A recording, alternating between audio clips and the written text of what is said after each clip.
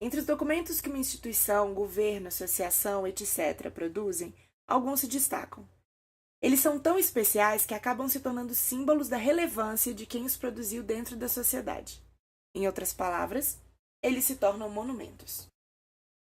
Esse é o caso do Estatuto da Irmandade de São Miguel e Almas, da cidade de Prados, que foi feito em 1721 e que estamos restaurando atualmente. É um códice manuscrito iluminado, ou, em outras palavras, um livro escrito à mão, decorado, que era um padrão para esse tipo de documento na época.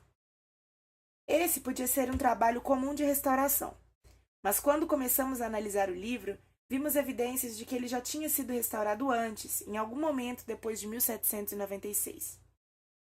Quando isso aconteceu, ele foi reencadernado para incluir novos documentos, e para isso foram feitos reforços nas folhas para sustentar a costura dessa encadernação nova. E, para nossa surpresa, constatamos que a lindíssima capa de veludo verde com fechos e relevos em prata não era a original.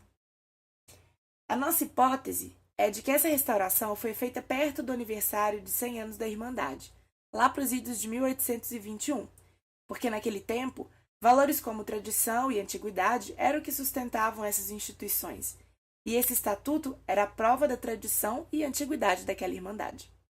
Além do mais, há exemplos de outras irmandades que deram uma nova vida para os seus antigos compromissos, para eles estarem lindos e arrumadinhos quando fossem expostos nessas comemorações.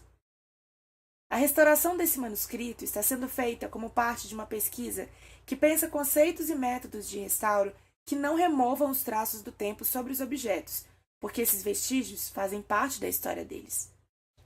O mais difícil nesse processo é decidir entre o que é dano e o que é marca do tempo, entre o que fica e o que tem que ser removido, e entre o que se perde e o que se ganha quando se faz esse tipo de intervenção em um objeto histórico.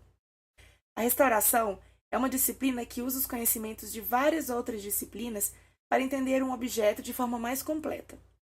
O que estamos fazendo agora é nos aproximar mais ainda da história, por um lado, divulgando formas de explorar as informações que a parte material dos objetos oferece, por outro, garantindo que as marcas do tempo se preservem no objeto sem que causem problemas à sua durabilidade.